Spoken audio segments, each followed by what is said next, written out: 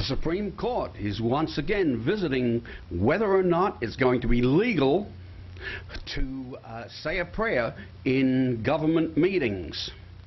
Soup kitchen head threatens to resign if atheists are allowed to help serve the poor in kitchens, in soup kitchens. And Jesus was spotted in York.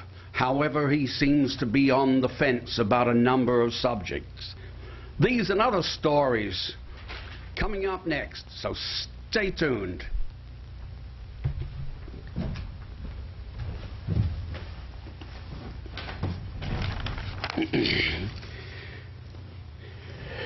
Good evening, ladies and gentlemen.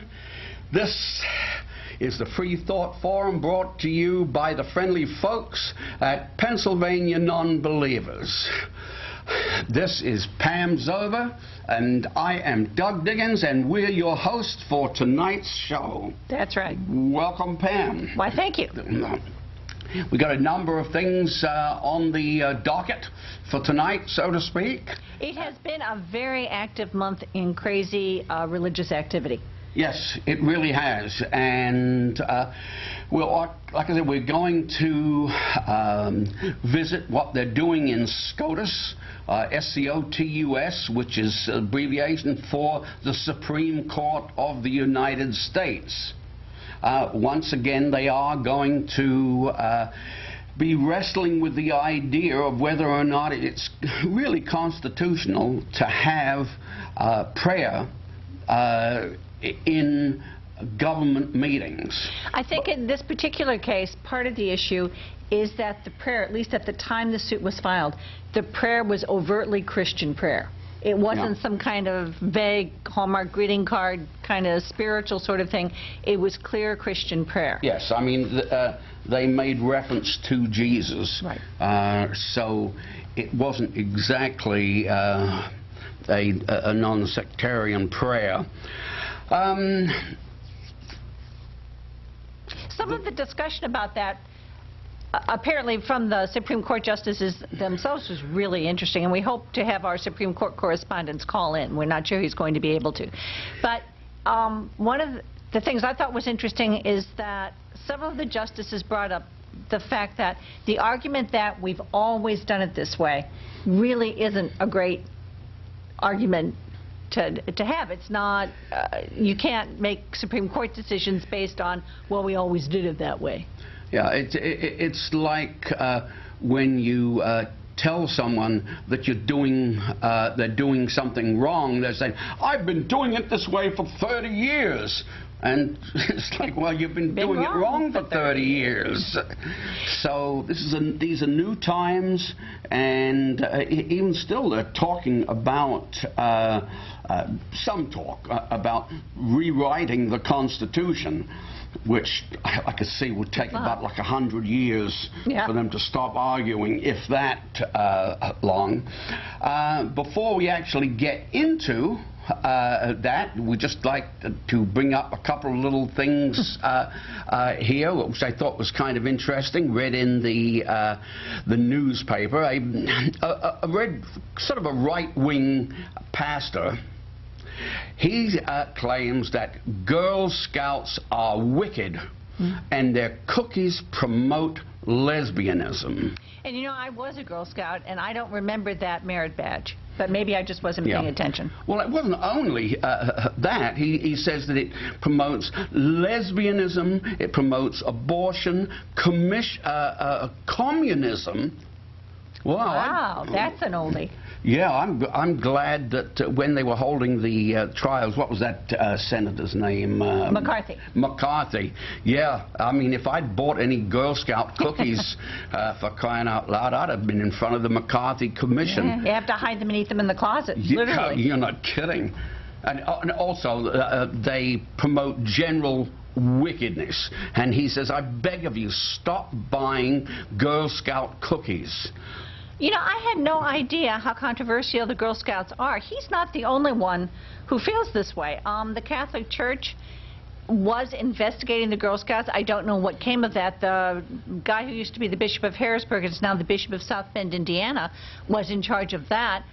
I have been told that Catholic girls in Philadelphia for many years could not be Girl Scouts, and a lot of it is the so-called tide to Planned Parenthood. There is no tie to Planned Parenthood. I don't know what it is about Girl Scouts. Well, actually, I take that back. I have a suspicion I know what it is about Girl Scouts that sets them off. Girl Scouts let all girls in, regardless of religion. Whereas the Boy Scouts, you have to believe in God. The Girl Scouts do not. They don't have any such question. And maybe that's the sort of thing that sets these guys off.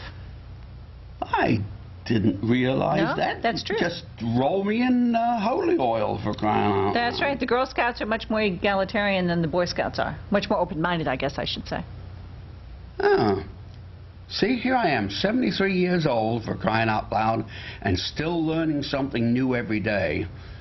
And every day that you go by, if you don't learn at least one new thing, in my opinion, that's a day wasted. Well, and at our age, you know, the brain cells are dropping off like lint. Yep. So if we're not learning something, we're really going to be down to nothing pretty soon. Yeah, well, very often when I get up, I'll look down and I'll see this lint all around me and realize that I've just lost 1 billion more brain cells there. Pretty soon I'll forget how to get up out of this chair.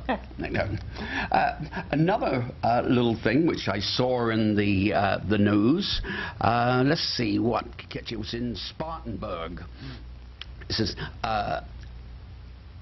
atheist volunteers are barred from helping at soup kitchen. Now, just blow that thing up to full screen right there. And this is, I'll read the article real quick. He says, there are so many hungry people out there to feed, and the Spartanburg soup kitchen in South Carolina needs every volunteer they can get, except members of the group Upstate Atheists, who were turned down when they offered to help at the soup kitchen because their godless hands could do no good.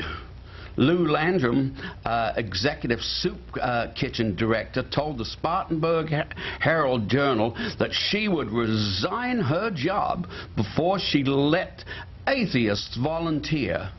Quote, do they, atheists, think our guests are so ignorant that they don't know what an atheist is? Why are they targeting us? Yes, indeed, why are you trying to help at soup kitchens, atheists? Go make whatever soup they serve in hell, but maybe gazpacho, and leave the hungry alone. It would probably be pretty good soup, hot and spicy, you know, so I guess maybe they would like the soup that we eat in hell. But, you know, this is down in part of the South where you kind of expect to hear this a lot. I mean, it's very, very Bible Beltish down here. I mean, there's still a lot of prejudice up here in the North, but as a group, Pennsylvania Nonbelievers hasn't really run into that too much. We volunteer and helping pack food for people. We volunteer for all this stuff, and I'm not aware of anybody ever turning us down because we were atheists. Our group. Yeah. They're usually they're happy to get help because so many people don't want to help, and so for us up here in the godless North, I guess we have it pretty good. Well, although that Supreme Court case originated in Greece, New York, and that's not that far from here. Mm-hmm. I agree with you. I think, generally speaking, the South is a little more intense about being religious and being anti-atheist. But I think, especially when you get away from big cities, you see a little bit more of it. Did you see the story about the girl in the race in Kentucky? Girl was was competing, a high school girl, she's 16 years old, competing in Kentucky in like the state relay competition, and she was, they assign numbers. You wear the number across your chest. Mm-hmm. She was assigned number 666. Oh, poor thing. Well, poor thing indeed. She refused to wear it. Her coach backed her up They went to the race organizers and said she had to have another numbers. The race organizers said, go away. So she didn't run in the race. Yeah. So she is now a big religious hero in Kentucky. And the people who organized the race have, I guess, realized that this makes them look bad in Kentucky, and they are now saying that they had absolutely no idea that it was a religious thing with her.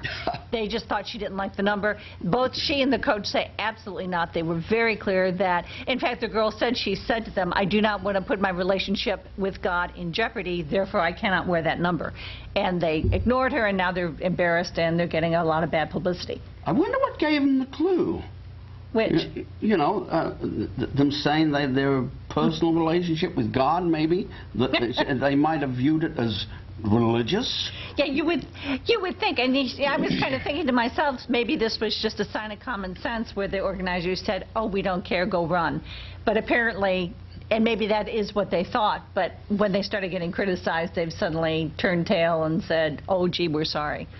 But think about this. This is the sort of thing we don't understand about religion. How could wearing the number 666 interfere with your relationship with God? I mean, seriously, how is that? If there's anybody out there listening who thinks they can explain that to us, we would love to hear from you, because we genuinely do not understand. I think I speak for both of us. The thing is that do you really think that God, if there was one, would really hold it against this girl because someone assigned her a temporary number for the length of time that it would take her to run a race? Oh, no, little lady, you're going to my personal hell. Right. This makes no sense to us at all. And in fact, you can tell we're snickering at it, but that's because it just doesn't seem to make any sense. Yeah, also, people are so tied up with the mark of the devil and the sixes that they even carry it further. And, you know, if you can have 4 or 5 sixes in a row, automatically they think, oh, you know, that it contains the mark of the devil. But if you read it in the Bible, it doesn't say that 666,666 is the mark of the devil. It says 666 or 666 is the one and only number that is supposedly the mark of the devil. Now, I don't know what the heck they're going to do with you know, seeing people with, or they're going to have 666 written on them or across their forehead. Although I did do that as a joke one time, and I put 666 across my forehead in lipstick, and I did get some rather negative reactions to it, and maybe because I did it at Easter time, I don't know. It wasn't Halloween, huh? No, and I put it in Facebook. I'll tell you, I took that down very, very quickly. Yeah, I imagine it did get the troops stirred up a little bit. I thought it was funny, but well, I think it's funny too. You know, and you were saying too that up here in the north things aren't quite so bad, and that's true, but there is some legislation before the Pennsylvania Pennsylvania legislature, excuse me, that is sort of appalling. There's House Bill 1728. That's the one that would require all classrooms to post "In God We Trust." And it is sponsored by Rick Saccone. Rick Saccone is from a little bit farther west in Pennsylvania. He is the person we have to thank for the year of the Bible nonsense a couple of years ago. And again, this is something we just don't understand. Why would putting "In God We Trust" up in a classroom, I mean, what are you supposed to do, thumbtack dollar bills to the wall? Why would that do anything? Why would that help anybody? Well, I remember hearing Rick Saccone make a comment on it, and he said that if it is up, got a placard or a plaque in the classroom, as children walk in and they see that in God we trust, it will make them think about the history of that saying. That's right. And therefore immediately put, I guess, them in the mood for a history class.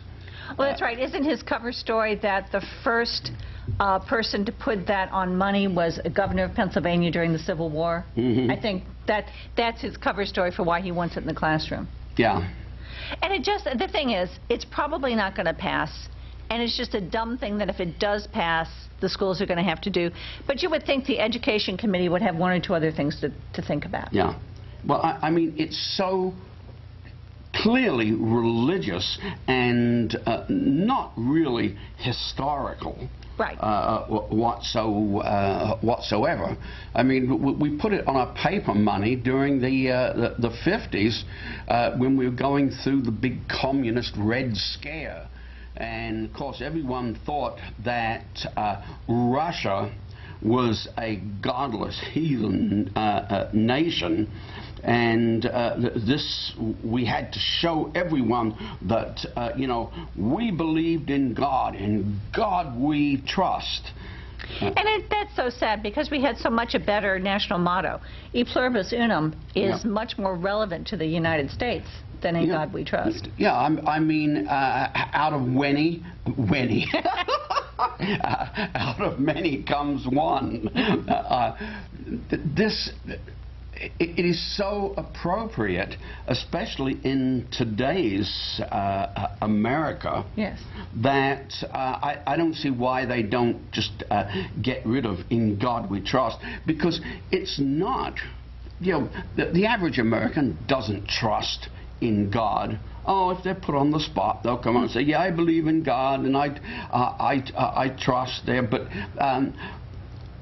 I'll bet you there isn't a single person out there that would close their eyes and walk across I-81 there and say, I trust God not to hit me with a car.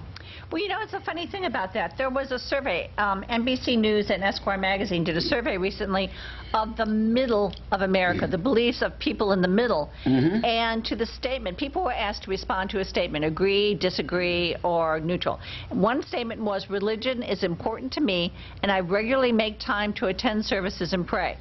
And only 29% agreed with that. So we're all, you know, we always think that there are great masses of religious people out there. There really aren't. Now, I have to tell you, I'm sure that, 85 to 90% of the population would say they believe in God. But in terms of religion, in terms... Coerced to say that, yeah. Right. But in terms of going to church and believing in religion, number is really much smaller. Yeah. Well, I think you noted something about how giving to churches is down. Yeah, I mean, we were reading in the York Daily Record, and that was Thursday, November the 7th, and it says, report churches giving reaches Depression-era record lows on it. Giving has declined for 4 consecutive years, according to a report by Empty Tomb, a Christian research Empty group. Tomb? Empty Tomb. Like that. Go yeah, on. yeah, I thought that was a very appropriate name. The percentage of a church member's income given to a church dropped from 2.3% in 2011. I thought it was supposed to be 10%. Well, that's what you hear. Yeah, like that. Down members, that was down from 2.4% in 2010.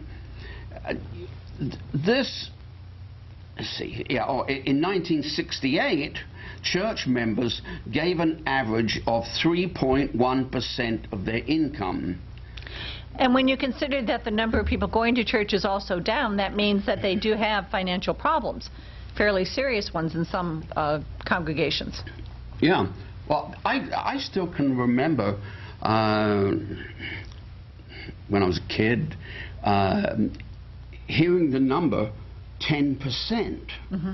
They really, churches wanted you to give 10% of your total income to the church.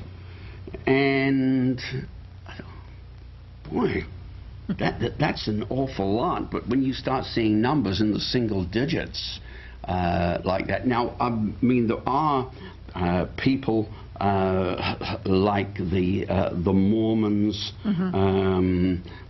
was it Church of Jesus Christ of Latter-day Saints? They all claim that they give 10% of their income, but it, you kind of wonder. Well, except I don't know, Mormons kind of keep an eye on each other. I would not be surprised that if it were true. Now, I was raised as Catholic, and at least when I was growing up, they did not talk about tithing. So it was not something that was pushed. They asked for money. They asked for money all the time, but they didn't talk about tithing. I'll tell you, it's I'm looking for something here. Well, you know, we have a couple of Pat Robertson stories recently, but one that struck me as particularly unchristian and heartless is an older woman called into the 700 Club and said that she'd been tithing all her life, and now she was ill and she needed money for medical expenses, so could she stop tithing? And Pat told her not only could she not stop tithing, she obviously had not been doing it right, and that's why she had medical problems. And then, like I said, there's your Christian charity for you there. Yeah.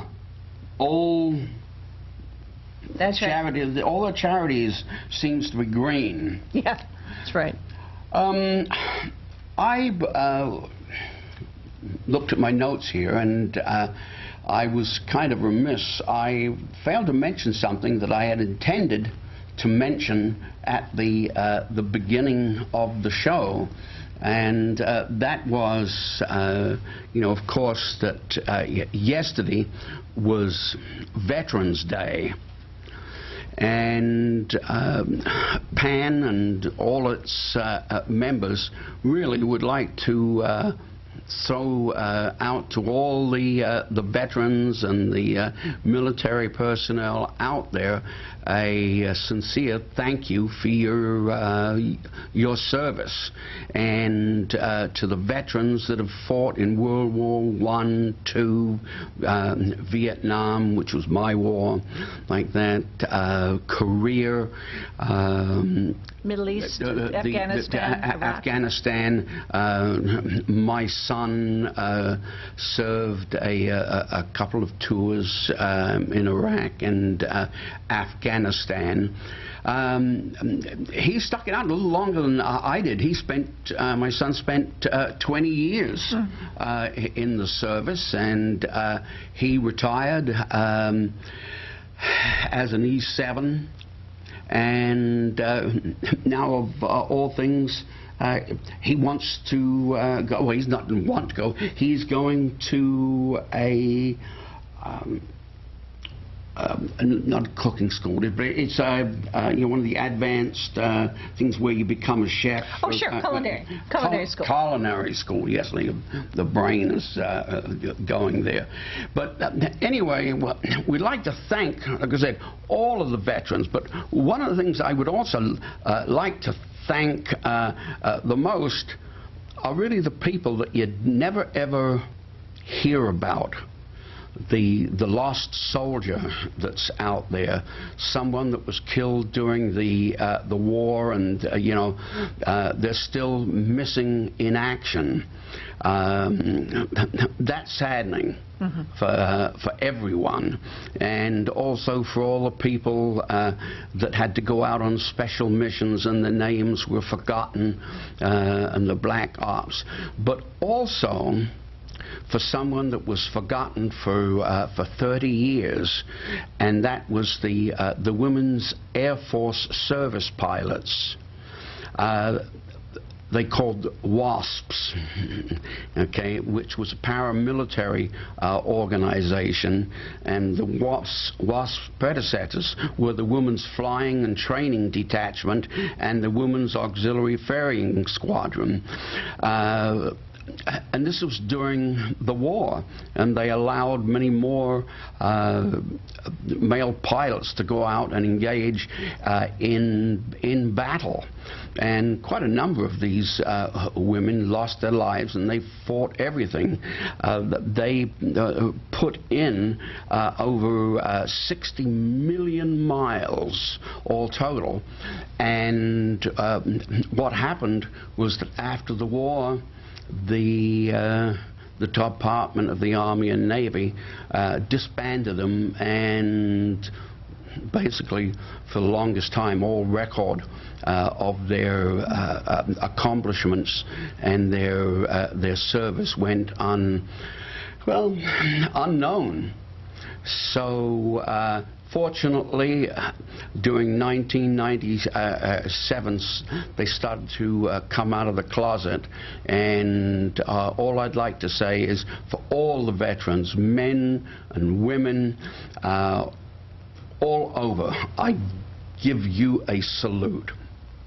I agree. Thank you for your service. Yes, thank you very much. And we note that we hear a lot that there are no atheists in foxholes. Yeah. Here's an atheist. I don't know if you were ever in a foxhole, but... No, I tried to be in a tank or something that was armored, but well, that gives you a great deal of sense. Those foxholes, they have bugs and spiders and everything. You know, there's another interesting thing. There has been some trouble the past few years at the Air Force Academy about forced religious indoctrination, and that Air Force Academy cadets have been strongly encouraged to profess conservative religious values, not just to go to chapel, but to go to the most conservative chapels. We have a small victory. From now on, when they take their oath, they do not have to say God in the oath. They have the choice of doing so. And as people have pointed out, that's not really much of a victory, because there will still be enormous pressure on Air Force cadets to use the word God, but at least they no longer have to. So that's a little bit of progress. Yeah, but I mean, the peer pressure must be enormous there, and like back in the day before being gay became okay, like that, you know, they used to hold blanket parties for anyone that was even suspected of being gay. All someone had to do was say, yeah, that person was gay. I saw them engaging in homosexual activity. Or they seem effeminate or something like that. Yeah, something like that. And the very next night, in their barracks, someone comes up, throws a blanket over their head, and half a dozen guys kick the crap out of them. And it's amazing how, well, that story you were telling me before we got on about the pastor who, if you suspect your child is gay, if your child seems effeminate, what did you say the pastor said you could do? Yeah, he said that if your children were effeminate, there's a picture up there of, I guess, him and his wife, the parents had cracked their wrists and punched their children. That they've got to do away with effeminate children. That it is okay to play sports, for women to play sports, but they should look pretty and ladylike when they're doing it. Your lipstick and your hair should stay in place. And, yeah. Now, you know, I mean, that's being homophobic to the nth degree. And it does, you know, it makes you wonder even more than ever these days what they're so scared of. You know, why this is such a problem for them. I have a number of gay friends, and I am I'm heterosexual. Well, and I most particularly don't understand the whole if we allow gay marriage, it'll affect heterosexual marriage. I don't understand that even a little bit. That's another just mystery to me, how one thing can affect the other. No, I knew this couple. They were, I don't know if they were married yet. It was about 10 years ago. But they lived together. Both actually were teachers. But they also worked in the community theater that I worked in, I volunteered in at the time, and each one of the theater groups would ask the members of the cast of various plays, come around, we'd have a summer picnic and everything, and the two of them were the nicest people that you've ever wanted to meet. In fact, I would say that a lot of the gay people I know have got actually far more class than the guys that are going around, spraying their testosterone all over the place. But I suppose that it is a threat. Well, I think that's it. It's just scary. It's different, and it makes people uncomfortable. And that, well, that's too bad. That's a problem with prejudice everywhere. Yeah. In fact, it was great that Congress passed ENDA, the law. Congress didn't pass it. The Senate passed ENDA that will end employment discrimination against gays. But they are going to allow, they are trying to allow for a religious exemption. Pat Toomey of Pennsylvania voted for it, which was a bit of a surprise since he's a conservative Republican, but that's because he's working on having an amendment that would allow religious employers to discriminate. And you do wonder if religious people think about how that sounds. My religion requires me to be bigoted. Therefore, we have to put that in the law, but go back to that first sentence. My religion requires me to be bigoted. What's wrong with that picture, I mean, if you hire someone that is a different religion, a different sexual orientation, and they're your employee, would that, condemn you to hell? Maybe. I don't know. That's possible, I guess. Yeah. I guess it, and I guess that would be the concern. Yeah, I think that's what the people would tend to think, that mere association is enough to send them to hell. That's right. Actually, if God would think you approve of it, I suppose. I would guess that's what the problem would be.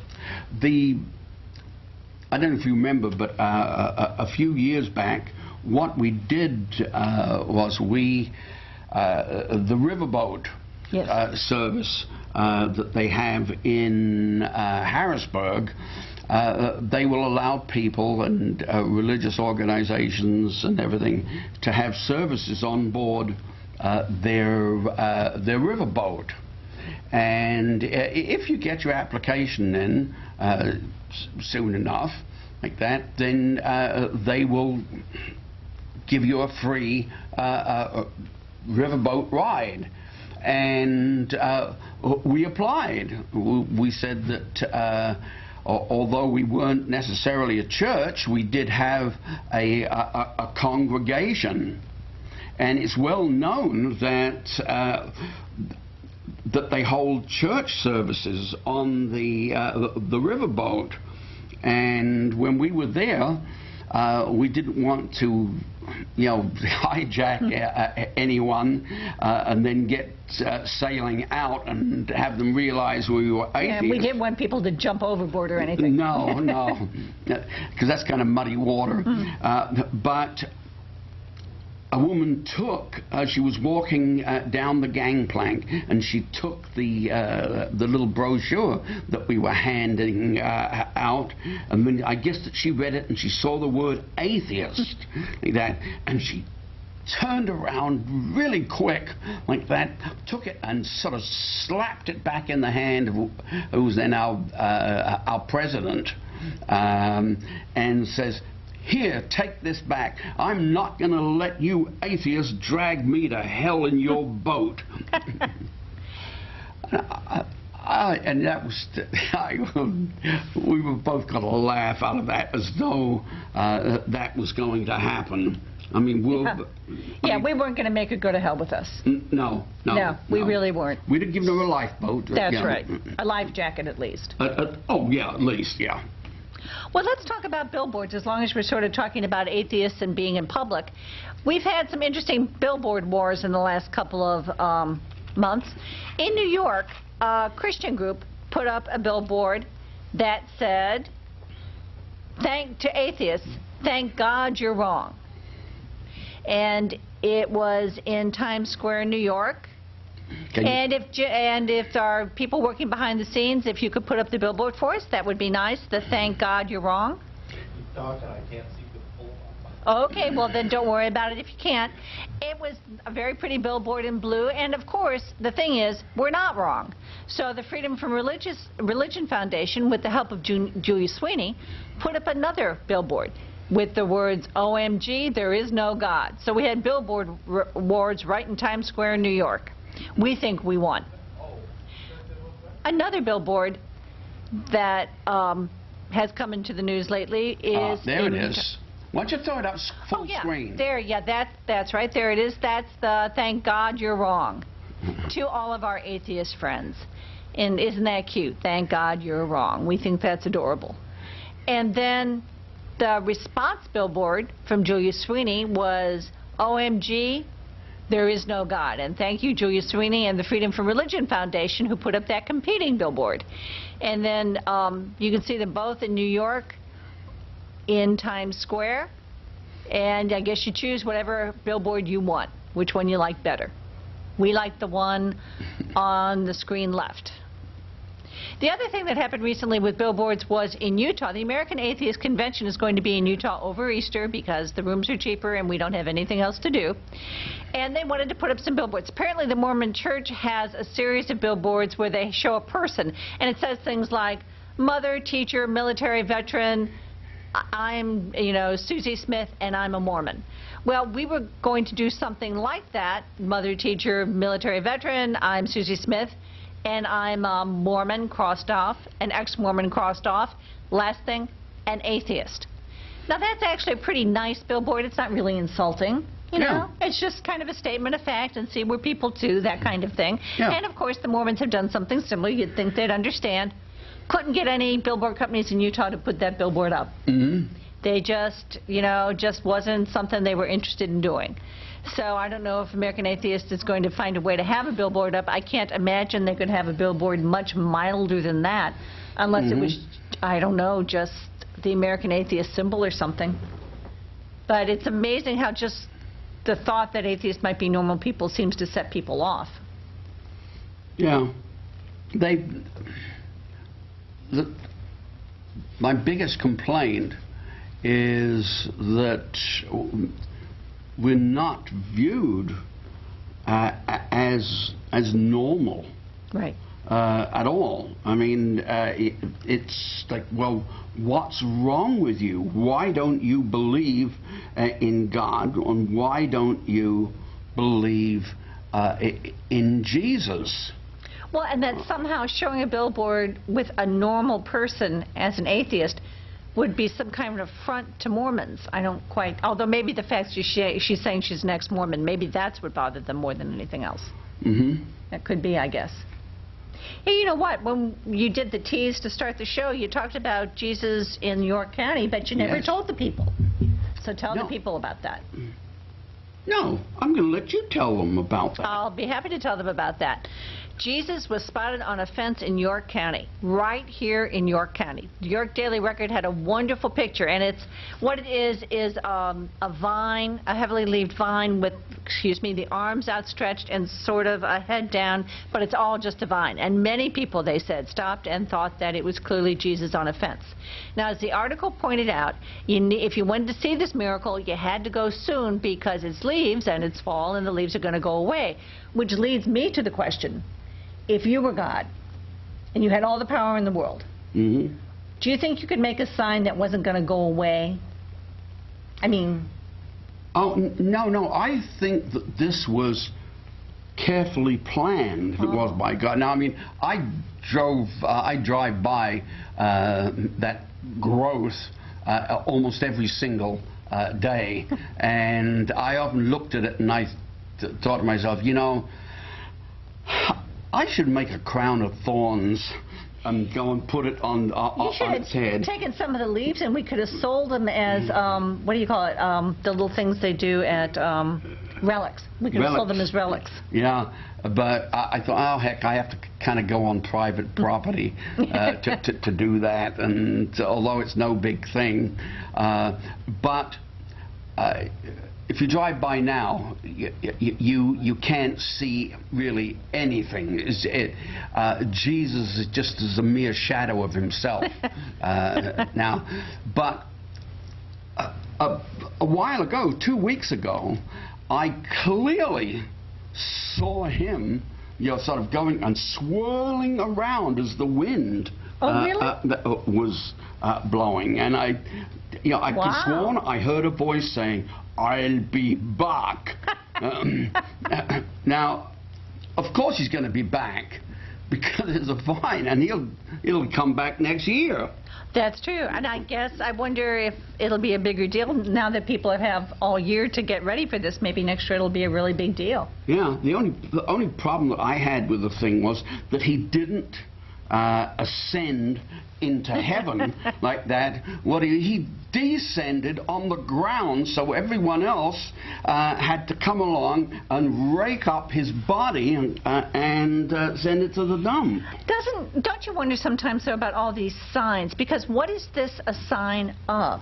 Why is it, you know, back in the days of the Bible, in the days of Moses, God was really pretty clear about what he wanted people to do and all that sort of thing, and now people are always looking for signs. Yeah. I don't know, there must be something in the air, because in the last couple of weeks I have had conversations with people who tried to impress me with the signs that Jesus had sent to them or God had sent to them in their life. And of course they're all really obscure kinds of things that they had to interpret. And I mean, what is God's problem? Why can't he be clear? Yeah, I mean, we can be clear with our signs. I mean, keep off the grass. That's right. You know, I mean, there's no doubt about there. You know, remember the old, I think it was 60s or 70s songs, and signs, everywhere are signs. But people look at these Rorschach images and they throw anything into them and it's, oh yes, look, it's a sign of our times. It shows that Jesus is coming back and he's going to, you know, save us all. Well, okay, save us all how? Yeah. You know, I mean, he couldn't do it the first time, so why is he going to be able to do it now? Yeah, what has changed? Yeah, he couldn't do it when he was just supposed to help the poor Jews with the Roman problem like that. Now he's got the whole world on his back, and now he's going to perform the miracles that he couldn't perform then. Yeah. This sort of thing just, I mean, it's hard for me to believe that anybody really takes this kind of thing seriously, but I know that there are people who do. It's just, well, just one of the many little things about religion that amuses us. Yeah. You know, if... slightly off subject here, but if you want to see a kind of an entertaining program, there's one, I know, I think it might be on Fox or one of them stations, called Sleepy Hollow. And it's basically a story of Ichabod Crane and the Headless Horseman, who somehow has been transported or slept for 200 years and appears in modern times. And really the Headless Horseman is really one of the four horsemen of the apocalypse, and his death. And It really, I mean, if you can get over all the Revelations talk that they've got in there, it really is quite an entertaining show. And they've got a lot of like special effects in the thing. And you know, normally I wouldn't watch something that was sort of biblically oriented like that.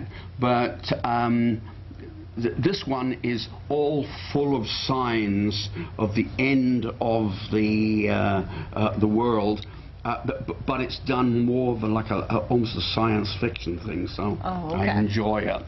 Okay. Well, you know, speaking of religious signs and that kind of thing, a lot of atheists are actually followers of the flying spaghetti monster. They have been touched by the noodly appendages. And we just, this religion is called Pastafarianism. If you're not familiar with it, there's a lot about it on the internet. But Pastafarians have started to get the respect they deserve. If our friendly staff in the control room could put up one of our pictures, in the Czech Republic, if you have a religious garment that you need to wear, they allow you to wear it in your state ID picture. You will notice this gentleman is wearing a spaghetti strainer on his head. It marks him as a Pastafarian follower of the flying spaghetti monsters. So if you are a Pastafarian and want your religion treated with respect, go to the Czech Republic. And you see that fine-looking young man there. Yes, I think they should definitely. Also Austria. Also Austria, we are told. I did not realize that. And there we are in Austria. Yeah. Also, a young gentleman with a spaghetti strainer on his head. So I know a lot of the people don't believe in the flying spaghetti monster there, but there are quite a number of restaurants, especially Italian restaurants around now, that are converting to this religion. The Olive Garden is one of them. I'm quite sure that if you go out back, in the kitchen, you'll see a lot of them with spaghetti strainers on their head. well, I think that's true. I think they've been afraid to come out of the closet, but I think Or out of the kitchen. out of the kitchen, either one. And yes, that's how they practice their religion, by working in those restaurants. So yes, but it's just nice to see that there's some religious tolerance in the Czech Republic and Austria. Yeah, and of course this is, we consider, just as valid a religion as Christian, Buddhists, or any or Mormon. Well, and that's one of those things. When you start to hear about a religion with which you're not familiar, it just sounds crazy. But the religion you grew up with makes sense. I mean, even though I think Mormons get a bad rap for that. People make fun of Mormonism. Yeah. But it's no crazier than any of the rest of them. It's just more recent. So to us, it just looks a little stranger. I know. Yesterday, also at the White House, First Lady Michelle Obama was hosting an event no, it wasn't yesterday, I guess it was last Tuesday, to mark the Hindu festival of Diwali, or the Festival of Lights, to honor, boy, it's tough, Lakshmi, the goddess of wealth and prosperity, where Hindus celebrate by placing small earthenware oil lamps, so-called diyas, in their home to help the goddess find her way. However, this seems to bother an awful lot of American Christians, that the White House would focus even for a day on some other religion other than Christianity. There are approximately, well, over 2 million Hindus in the United States. Yet people they don't want to allow any other religion in the States other than Christianity. You know, they'll put up with the Sikhs, and they'll put up with the with the Mormons, and they'll put up with the others. But an Eastern religion like this is almost blasphemous to us. But I mean, aren't we really a nation of all religions, of all sects, of all beliefs? Now all of a sudden we want to say no, no, no, we shouldn't afford them at least the courtesy of it. I mean, I think a lot of the people who talk about how we accept all religions really mean all Christian religions. That they don't think in terms of all the other religions in the world, and these days certainly they're not interested in accepting the Muslim religion. I've often thought when they talk about having prayer in school, great, let's start with having everybody bow to Mecca, you know, the first day you have that, and see how far that gets. I mean, it's such a narrow perspective, and it's just very frustrating. And again, religion just divides people. It doesn't bring people together. Even the thing that I would like to see the most in American schools is teaching of all religions, not necessarily praying to these religions, but at least give them the children an education. Let the children know what the tenets are, what the beliefs are of these various religions. Describe how some of their services and their worships go, and make it truly comparative. So you say, okay, well, compared to religion, to Christian, they do this rather than that. And well, if you really did that, people would see how many religions have virgin births, for example. You know, and maybe it would begin to dawn on people that there's a reason why all these religions are so similar, yet my religion is right and your religion is wrong. That it would allow actually people to think. One of the things that I've heard about Mormonism and some other of the more conservative religions is that the internet is really causing them problems because people can find stuff out about their religion that they didn't know, and they're horrified to learn.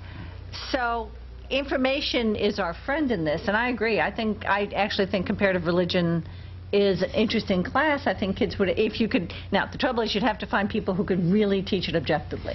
You'd have to get people who would not stack the deck for or against particular religions, and you would have to keep the parents from rioting. But if you could do those two things, especially the parents from rioting. I think it's something that's probably not going to happen in this country. No, well, the reason being is that the parents do not want to have to listen to or answer questions by their children about their religion.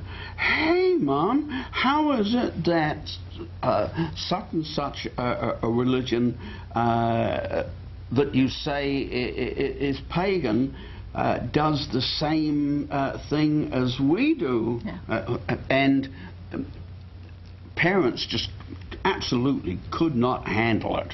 Well, and don't you think a lot of the time that's because the parents like the idea of religion, like the idea of believing in God, but they're not taking their kids to church. We know that. We know that church attendance is way down. I mean, all these statistics that show that people aren't terribly interested in religion, I mean, that's nice. It doesn't really help us that much because people think they should be interested in religion. You know, they feel bad about the fact that they're not.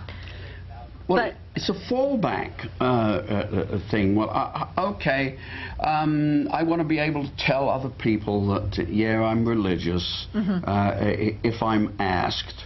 It's what nice people are. And heaven forbid that anyone else would know that you haven't been to church in 5 years. Right. But, oh, no, I believe in God, yes, and Jesus is my personal Savior. And, well, if Jesus is everyone's personal Savior and God is so good, why did he kill so many thousands of people, or allow to be killed so many thousands of people in the Philippines? A very Christian nation, by the way. Yes, a very, very Christian nation.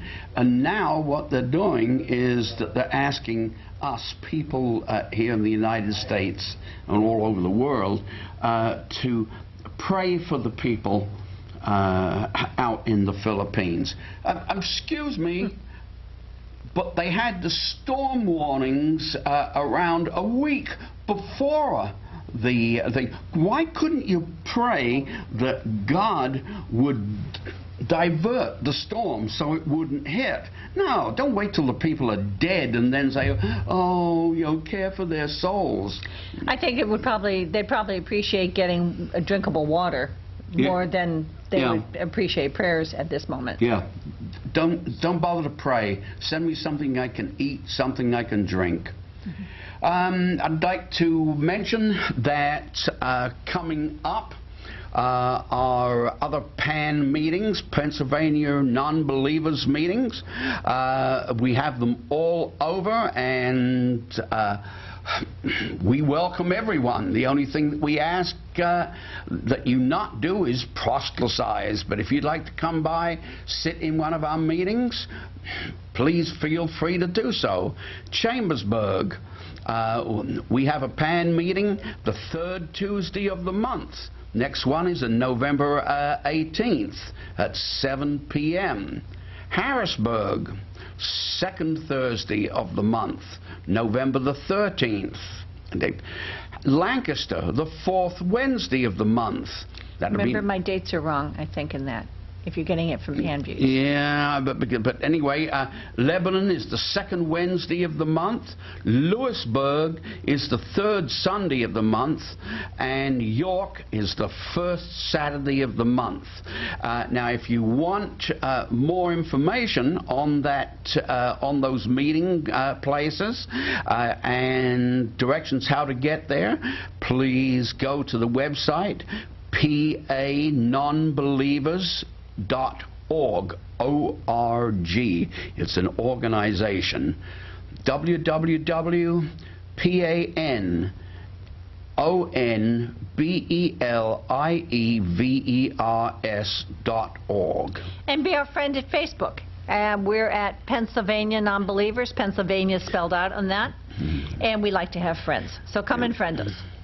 And also, if you have any other questions and you don't feel like calling in, or you're a little embarrassed to call in, we also have a website called Ask an Atheist, P-A-N, all one word, Ask an Atheist,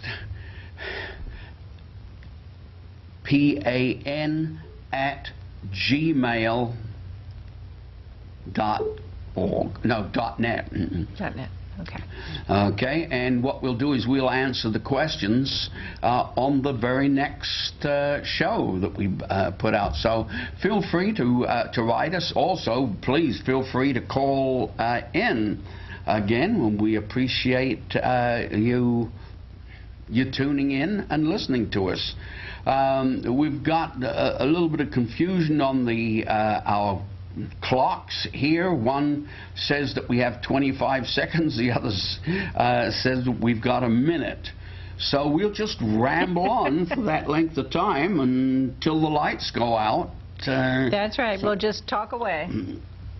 And the next show is 2 weeks from today, that's right? Yes, that is absolutely correct. Same bat time, same bat